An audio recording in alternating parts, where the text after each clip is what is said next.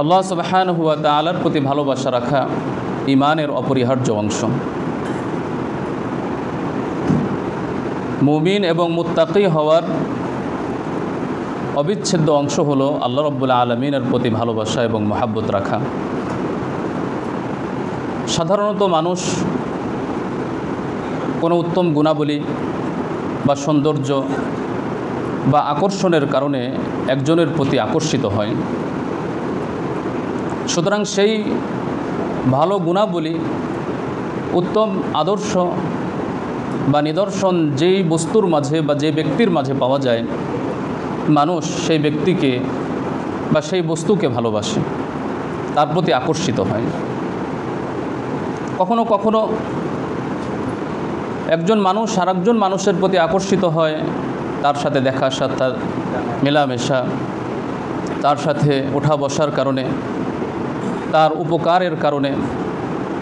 যখন একজন আরেকজনকে মানুষ উপকার করে, অপকার থেকে বাঁচায়, ক্ষতি থেকে বাঁচায়, তখনও একজন আরেকজনের প্রতি আকর্ষিত হয় এবং তার প্রতি ভালোবাসা সৃষ্টি হয়।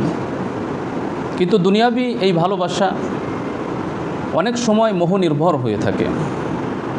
যখন সেই মোহ দূর হয়ে যায়, তখন তার ভালোবাসার মধ্যেও ঘাটতি সৃষ্টি হয়। এমনকি কখনো কখনো মন্দ ধারণার কারণে অথবা অন্য বিভিন্ন কারণে ওই ভালোবাসার মানুষের সাথে বিদ্বেষ, শত্রুতাও সৃষ্টি হয়ে যায়।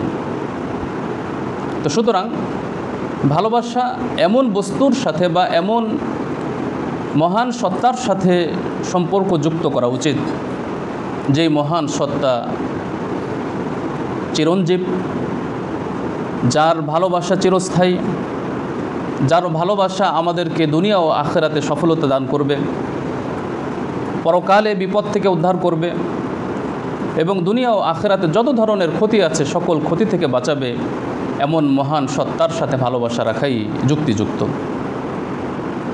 সুতরাং যে মহান সত্তা আমাদেরকে সৃষ্টি করেছেন, অসংখ্য অগণিত নিয়ামত আমাদেরকে দান করেছেন, প্রতিটি শ্বাস প্রশ্বাসে, শরীরের প্রত্যেকটি ধমনীতে যার অসংখ্য অগণিত নিয়ামত, যার অসংখ্য অগণিত উপকার আমাদের সাথে রয়েছে, যেই মহান সত্তা, সেই মহান সত্তা হলেন মহান রব্বুল আলামিন, আমাদের সৃষ্টিকর্তা, আমাদের পালনকর্তা আল্লাহ সুবহানাহু ওয়া তাআলা। সুতরাং তার প্রদত্ত সেই নিয়ামতের কারণে তার প্রতি ভালোবাসা রাখা আমাদের জন্য একান্ত জরুরি ও কর্তব্য, এবং এটা ঈমানের অবিচ্ছেদ্য অংশ, দুনিয়া এবং আখিরাতের সফলতার সোপান। সুতরাং সেই মহান সত্তার প্রতি ভালোবাসা রাখা আমাদের জন্য অত্যন্ত জরুরি। আল্লাহ সুবহানাহু ওয়া তাআলার প্রতি ভালোবাসা রাখা ফরজ। আল্লাহ রাব্বুল আলামিন সূরাত তাওবার 24 নম্বর আয়াতে এই বিষয়টি সুস্পষ্টভাবে বর্ণনা করেছেন। আল্লাহ রাব্বুল আলামিন বলেন, হে নবী, আপনি বলুন, তোমাদের পিতা মাতা, তোমাদের সন্তান সন্ততি, তোমাদের ভাই ব্রাদার, স্ত্রী পরিজন, জ্ঞাতি গোষ্ঠী, তোমাদের মাল দৌলত, তোমাদের ব্যবসা বাণিজ্য এবং তোমাদের সুরম্য সেই অট্টালিকা, বাসস্থান, এই সব কিছু যদি আল্লাহর ভালোবাসা থেকে বেশি ভালোবাসাপূর্ণ হয়, রসুলের ভালোবাসা থেকে বেশি প্রিয় হয় এবং আল্লাহর রাস্তায় জিহাদ করা এবং নেক আমল করা থেকে দুনিয়াবি এই সকল বস্তুর প্রতি যদি ভালোবাসা অগাধ এবং বেশি হয়, তাহলে তোমরা আল্লাহর শাস্তির জন্য অপেক্ষা করো। তাহলে বোঝা গেল যে আল্লাহ রাব্বুল আলামিনের ভালোবাসা সবার আগে থাকতে হবে। দুনিয়ার বিভিন্ন বৈষয়িক বিষয়ের সাথে স্ত্রী পরিজন, সন্তান সন্ততি, পিতামাতা, মাল দৌলত, সহায় সম্পত্তির প্রতি স্বভাবজাত ভালোবাসা থাকবে, এটি স্বাভাবিক। কিন্তু সেই ভালোবাসার উপরে আল্লাহর ভালোবাসাকে স্থান দিতে হবে। বৈষয়িক যত বস্তু আছে সকল কিছুর ভালোবাসার উপর আল্লাহর ভালোবাসাকে মর্যাদা দিতে হবে। যখন ওই সকল বস্তুর ভালোবাসা এবং আল্লাহর ভালোবাসার সাথে সাংঘর্ষিকতা দেখা দিবে, তখন আল্লাহ রাব্বুল আলামিনের ভালোবাসাকে প্রাধান্য দিয়ে তার হুকুম আহকামকে পালন করতে হবে। সুতরাং তখনই আল্লাহর ভালোবাসা প্রমাণিত হবে। সুতরাং জাগতিক বস্তুর সাথে ভালোবাসা থাকতে পারে, কিন্তু সেই ভালোবাসা যেন কখনোই পরাজিত না হয় আল্লাহর ভালোবাসার সামনে। বরং আল্লাহর ভালোবাসাকেই বিজয় করতে হবে অন্য সকল ভালোবাসার উপর। সকল ভালোবাসাকে অপ্রণিধানযোগ্য মনে করে আল্লাহর ভালোবাসাকে প্রাধান্য দিতে হবে। তাহলেই আমাদের ঈমান পূর্ণাঙ্গ হবে। এই ঈমান আমাদের দুনিয়া ও আখিরাতে সফলতা দান করবে। সুতরাং আল্লাহর প্রতি ভালোবাসার অর্থ হলো অন্তরে তার প্রতি ঘনিষ্ঠতা রাখা এবং আল্লাহ সুবহানাহু ওয়া তাআলার দিকে ধাবিত হওয়া, পরকালমুখী হওয়া, দ্বীনমুখী হওয়া, আল্লাহর হুকুম ও নির্দেশনাকে পালন করা এবং আল্লাহর স্মরণে অন্তর জুড়ে তার স্মরণে পরিপূর্ণ রাখা, অন্তরকে বিরাজমান রাখা। আল্লাহর ভালোবাসার অর্থ হলো আল্লাহ সুবহানাহু ওয়া তাআলার ইবাদত পালন করা, আল্লাহ সুবহানাহু ওয়া তাআলাকে এমন শ্রদ্ধা এবং সম্মান করা যা অন্য কোনো বস্তুকে, অন্য কোনো ব্যক্তিকে সেই শ্রদ্ধা এবং সম্মান না করা, এবং আল্লাহ রাব্বুল আলামিন যে সকল বিষয়কে নিষেধ করেছেন নিষিদ্ধ বিষয় থেকে বিরত থাকা। প্রয়োজনে তার ভালোবাসাকে সামনে রেখে নিজের জীবন উৎসর্গ করা হলো আল্লাহর প্রতি ভালোবাসা। আল্লাহ সুবহানাহু ওয়া তাআলার ভালোবাসার সামনে নিষিদ্ধ ভালোবাসাকে তুচ্ছ মনে করা। যে সকল ভালোবাসাকে আল্লাহ রাব্বুল আলামিন নিষিদ্ধ করেছেন সে সকল ভালোবাসাকে বর্জন করা। ঠিক তেমনিভাবে মুশরিক কাফিররা যেভাবে মূর্তিকে বা অন্য কোনো বস্তুকে আল্লাহর ন্যায় সম্মান এবং শ্রদ্ধা করে, এরকম শ্রদ্ধা এবং সম্মান কোনো ব্যক্তি বা বস্তুকে না করা, এটাও আল্লাহর ভালোবাসার অন্তর্ভুক্ত। এজন্য আল্লাহ রাব্বুল আলামিন মুমিনদের প্রশংসা করেছেন, কারণ তারা আল্লাহ রাব্বুল আলামিনকে যেরকম শ্রদ্ধা, সম্মান এবং ভালোবাসে, এরকম সম্মান, শ্রদ্ধা করা এবং ভালোবাসা অন্য কাউকে করে না। যেমনটি মুমিন ছাড়া অন্যান্য মুশরিকরা, কাফেররা করে থাকেন। অনেক ধর্মাবলম্বী আছে যারা আল্লাহকে বাদ দিয়ে মূর্তিকে, কোনো পাথরকে, কোনো গাছকে অথবা আল্লাহর কোনো সৃষ্টিকে, সূর্যকে বা গ্রহ নক্ষত্রকে ভালোবাসে। মুমিনরা সেরকম ভালোবাসে না। এজন্য আল্লাহ রাব্বুল আলামিন মুমিনদের প্রশংসা করেছেন। সূরাতুল বাকারার 165 নম্বর আয়াতে আল্লাহ রাব্বুল আলামিন ইরশাদ করছেন, ওয়ামিনান নাস মাইয়াত্তাখিযু মিন দুনিল্লাহি আনদাদা। মানুষের মধ্যে এমন কিছু মানুষ আছে যারা আল্লাহকে ছাড়া অন্য কাউকে তার সমকক্ষ সাব্যস্ত করে। আল্লাহর সৃষ্টিকে আল্লাহর সমকক্ষ সাব্যস্ত করে। স্রষ্টাকে তারা আল্লাহর সাথে শিরিক করে, স্রষ্টার সাথে অন্য কোনো বস্তুকে শিরিক করে। ইউহিব্বুনাহুম কাহুব্বিল্লাহ। ওই সকল ব্যক্তিরা তাদেরকে ভালোবাসে, ওই সকল বস্তুকে ভালোবাসে, ওই সকল সমকক্ষদেরকে ভালোবাসে যেরকম তারা আল্লাহকে ভালোবাসে। অর্থাৎ ভালোবাসার মধ্যেও তারা আল্লাহর সাথে শিরিক করে।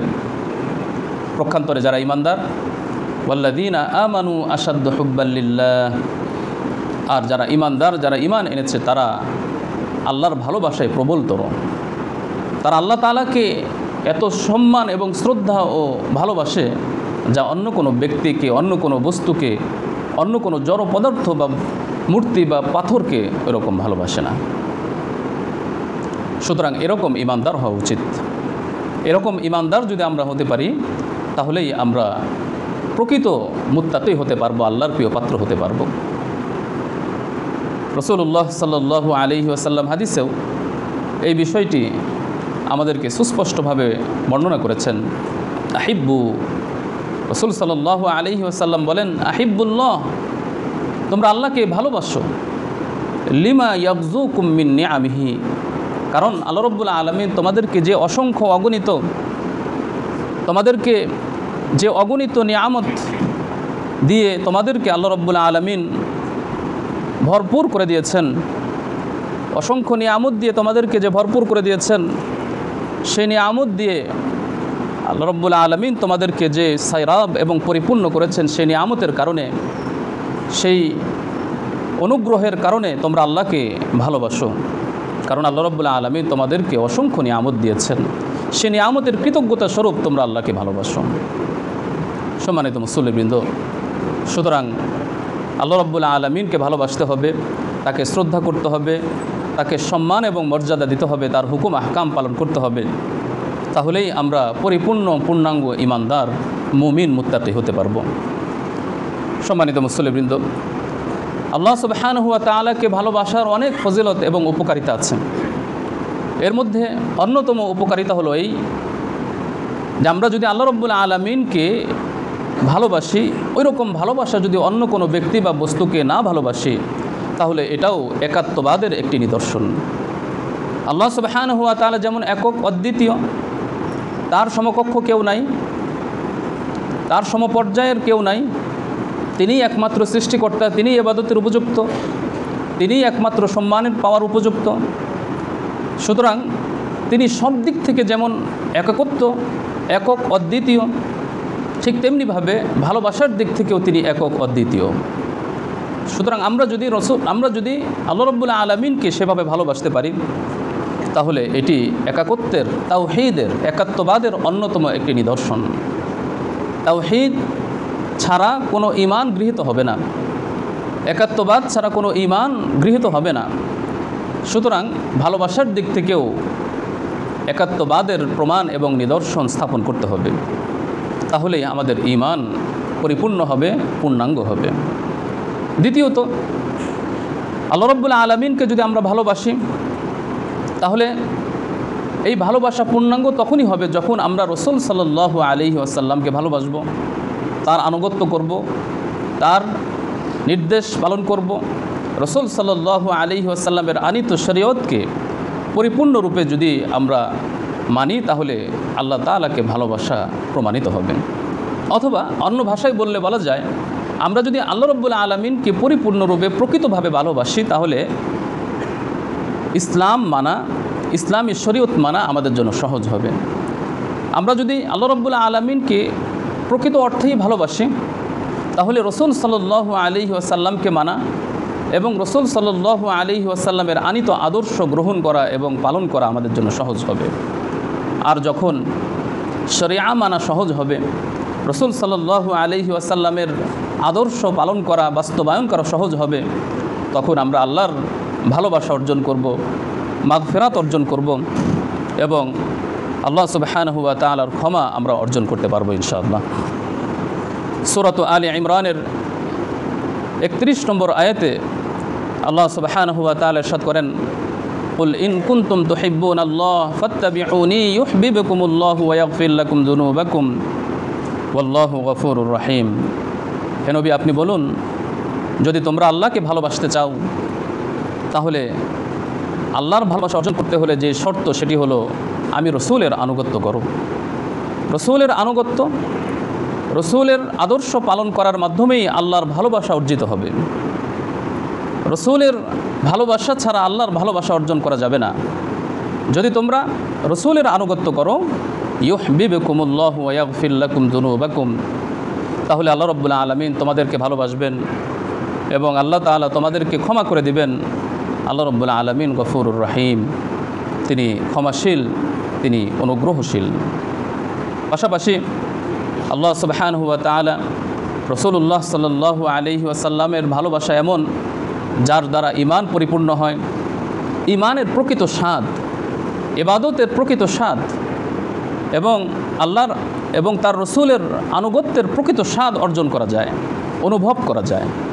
পক্ষান্তরে যাদের অন্তরে আল্লাহর ভালোবাসা নাই, পরিপূর্ণ বা প্রকৃত ভালোবাসা নাই, তারা প্রকৃতপক্ষে ঈমানের স্বাদ অনুভব করতে পারে না।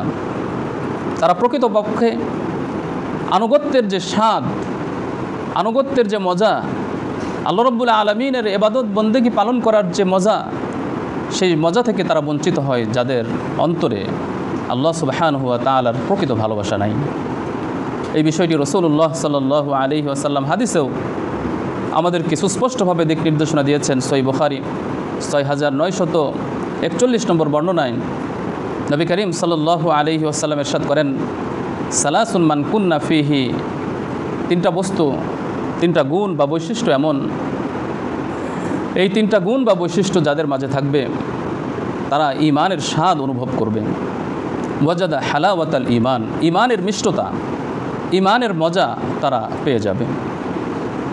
এক নম্বর গুণ বা বৈশিষ্ট্য হলো আইয়াকুন আল্লাহ ওয়া রাসূলুহু আহাব্বা ইলাইহি মিম্মা সিওয়াহুমা, আল্লাহ এবং তার রসুলকে অন্য সকল বস্তু থেকে, অন্য সকল ব্যক্তি থেকে বেশি ভালোবাসা। অন্য সকল কিছু থেকে আল্লাহ এবং তার রসুলকে অগাধ এবং গভীর ভালোবাসা। 2 ওয়া আইয়ুহিব্বাল মারউ লা ইউহিব্বুহু ইল্লা লিল্লাহ। দ্বিতীয় বৈশিষ্ট্য হলো যে কারোর প্রতি ভালোবাসা রাখা বা কারোর প্রতি বিদ্বেষ রাখা একমাত্র আল্লাহর কারণেই হবে। কোনো ব্যক্তি কাউকে ভালোবাসবে তাও আল্লাহর জন্যই হবে, কোনো ব্যক্তি কারোর প্রতি বিদ্বেষ রাখবে বা ভালোবাসা রাখবে না, সেটিও আল্লাহর জন্যই হবে। তাহলে এই গুণ যে ব্যক্তি অর্জন করতে পারবে, সকল ক্ষেত্রে আল্লাহর ভালোবাসাকে সামনে রাখা, এই গুণ যে ব্যক্তি অর্জন করতে পারবে, সে প্রকৃত অর্থে ঈমানের স্বাদ অনুভব করবে, সেই প্রকৃতপক্ষে ঈমানের মিষ্টতা অর্জন করতে পারবে।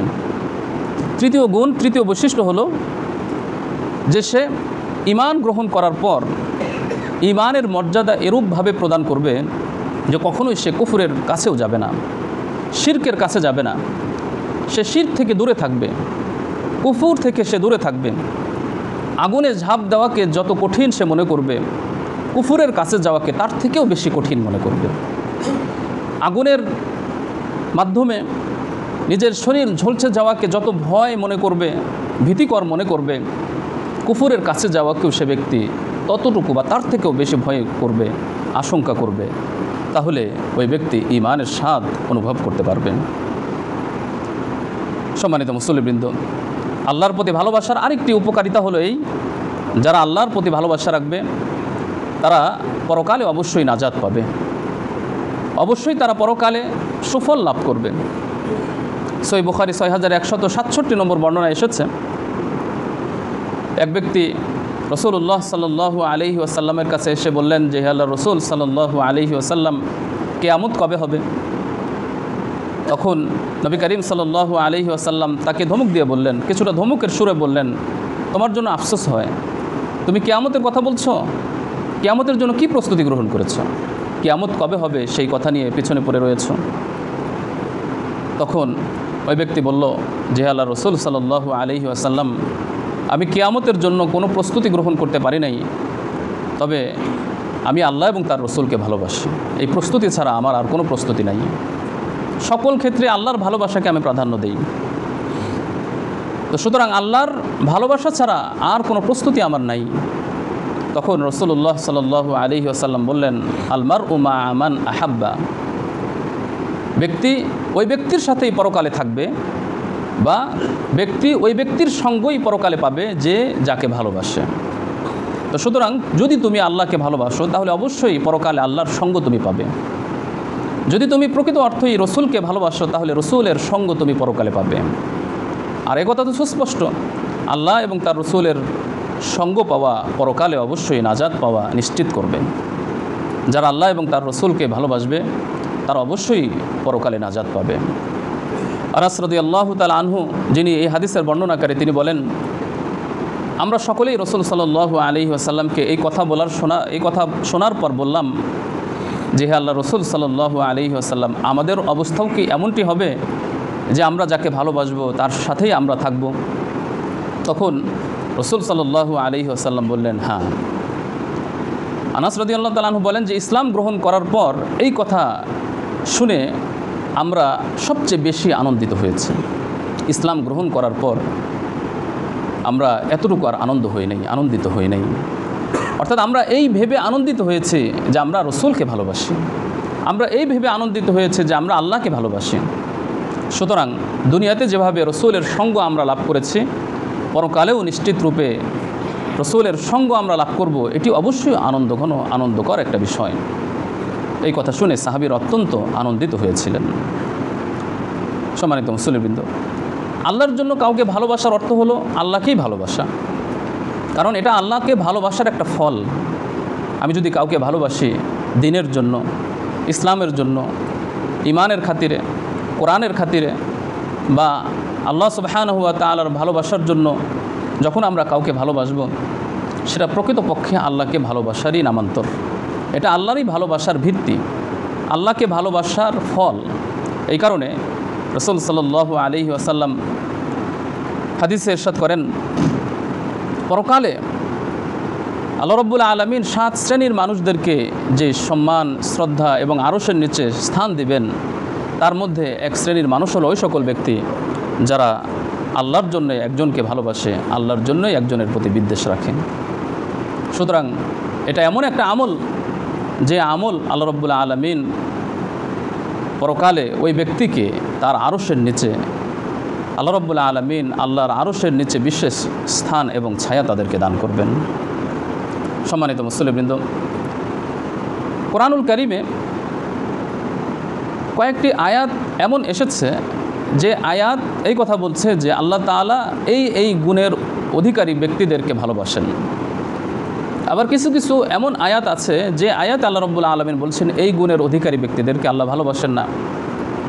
আমরা যদি কোরআন পাঠ করি, কোরআন অর্থসহ পড়ি, তাহলে এই গুণাবলীগুলো আমরা জানতে পারব। কোরআনুল কারীমে 8টি গুণ সম্পর্কে এসেছে। এই গুণের অধিকারী ব্যক্তিদেরকে আল্লাহ রাব্বুল আলামিন ভালোবাসেন মর্মে ঘোষণা দিয়েছেন। এরকম প্রথম গুণ হলো সৎকর্মশীল, যারা ভালো কাজ করে, মানবতার কল্যাণে কাজ করে, যেটা ভালো সেই কাজগুলো করে, মন্দ কাজ থেকে বিরত থাকে, বরং যারা ভালো কাজ করে, সৎ কাজ করে, ওই সকল ব্যক্তিদেরকে আল্লাহ তাআলা ভালোবাসেন মর্মে ঘোষণা এসেছেন। ঠিক তেমনিভাবে পবিত্রতা অর্জনকারী, যারা পুত পবিত্র থাকেন, যাদের শরীর পোশাক পরিষ্কার পরিচ্ছন্ন থাকে, যাদের মন পরিষ্কার পরিচ্ছন্ন থাকে, ওই সকল পবিত্র অর্জনকারীদের পবিত্র ব্যক্তিদেরকে আল্লাহ তাআলা ভালোবাসেন। আল্লাহ রাব্বুল আলামিন তওবাকারীদেরকে ভালোবাসেন। ইন্নাল্লাহা ইউহিব্বুত তাওয়াবিন, যারা তওবা করে, মানুষ মাত্রই ভুল হবে, ত্রুটি হবে, ইচ্ছাকৃত অনিচ্ছাকৃত, ছোট বড়, মানবতার যে গুণ, এই গুণের কারণে প্রবৃত্তির তাড়নায় কখনো কখনো ভুল হয়ে যাবে, কিন্তু ভুলের উপর অটল থাকা হচ্ছে নিন্দনীয়। কোনো গুনাহ করে সেই গুনাহের উপর অটল থাকা, আল্লাহর কাছে ক্ষমা প্রার্থনা না করা হলো নিন্দনীয়। কিন্তু যখন কোনো ব্যক্তি কোনো অন্যায় করার পর আল্লাহর কাছে ক্ষমা চায়, বারবার অন্যায় করার পর বারবার ক্ষমা চায়, যারা বেশি বেশি তওবা করে, ইস্তেগফার করেন, আল্লাহ রাব্বুল আলামিন তাদেরকে ভালোবাসেন। ইন্নাল্লাহা ইউহিব্বুত তাওয়াবিন, নিশ্চয়ই আল্লাহ রাব্বুল আলামিন তওবাকারীদেরকে ভালোবাসেন। হাদিসে এসেছে প্রত্যেক বনি আদম অন্যায়কারী, কিন্তু সর্বোত্তম অন্যায়কারী, সর্বশ্রেষ্ঠ অপরাধী হলো ওই ব্যক্তি যে অন্যায় করার পর আল্লাহর কাছে ক্ষমা প্রার্থনা করেন। 5, মুত্তাকিদের ব্যাপারে আল্লাহ রাব্বুল আলামিন ঘোষণা দিয়েছেন যে ইন্নাল্লাহা ইউহিব্বুল মুত্তাকিন, আল্লাহ তাআলা মুত্তাকিদেরকে ভালোবাসেন। মুত্তাকি কারা? মুত্তাকি হলো ওই সকল ব্যক্তি যারা আল্লাহর ভয়ে ভালো কাজ করে এবং অন্যায় থেকে বিরত থাকে, সদা সর্বদা আল্লাহর ভয় অন্তরে জাগ্রত রাখে, তারাই হলো মুত্তাকি। 6, ধৈর্যশীল, যারা ধৈর্য অবলম্বন করে, বিপদ আপদে, অসুখ বিসুখে, বিভিন্ন সমস্যায়, ইবাদত বন্দেগীতে অটল থাকার ক্ষেত্রে, গুনাহ ত্যাগ করার ক্ষেত্রে অটল থাকার ক্ষেত্রে যারা ধৈর্য অবলম্বন করে, ওই সকল ধৈর্যশীলকে আল্লাহ তাআলা ভালোবাসেন।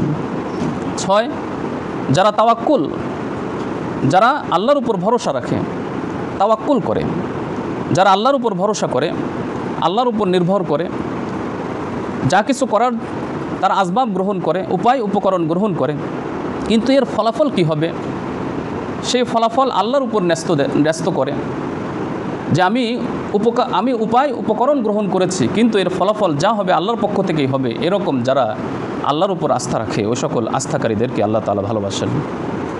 যারা ইনসাফ বজায় রাখে, ইনসাফ করে, ন্যায়নিষ্ঠ হয় এবং অবিচার থেকে দূরে থাকে, সদা সর্বদা নিষ্ঠার উপর থাকে, তাদেরকেও আল্লাহ রাব্বুল আলামিন ভালোবাসেন।